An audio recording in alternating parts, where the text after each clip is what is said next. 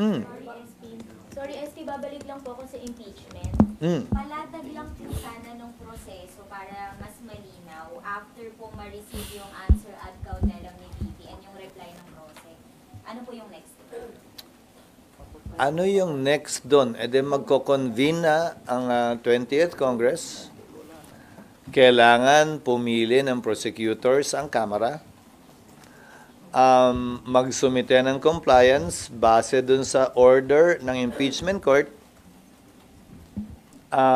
Tapos mag-i-schedule ang impeachment court ng trial date.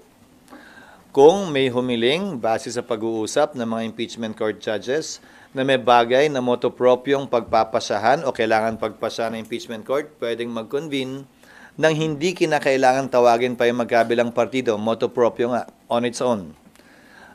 Parang yung mga pagpapasyang ginawa ng impeachment court, that was decided by the court motu proprio, on its own, without calling either of the parties. Yun.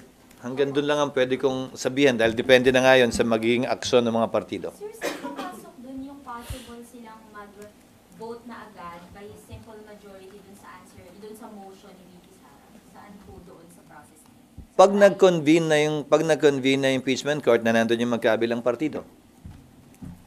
Hindi pwede yun sa motu proprio, sir.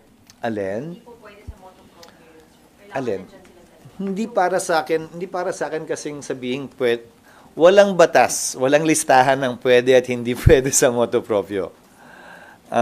So ulitin ko, pag-uusapan, pagdedebatihan, at kung kinakailangan, pagbobotohan yan ng mga miyembro ng impeachment court. Hindi para sa akin ay dikta yun. So yung nakakonvene at nandun yung dalawang panig, trial na po yung tawag doon. Oo. So sa trial lang po pwedeng mag-vote ng dun sa motion ni VP Sara. Oo, dahil motion niya yun.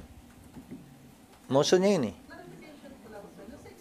Ang tanong, ihirit ba niya yun o hindi? Hindi ko alam at ayoko magsalita para sa kanila at ayokong pangunahan sila.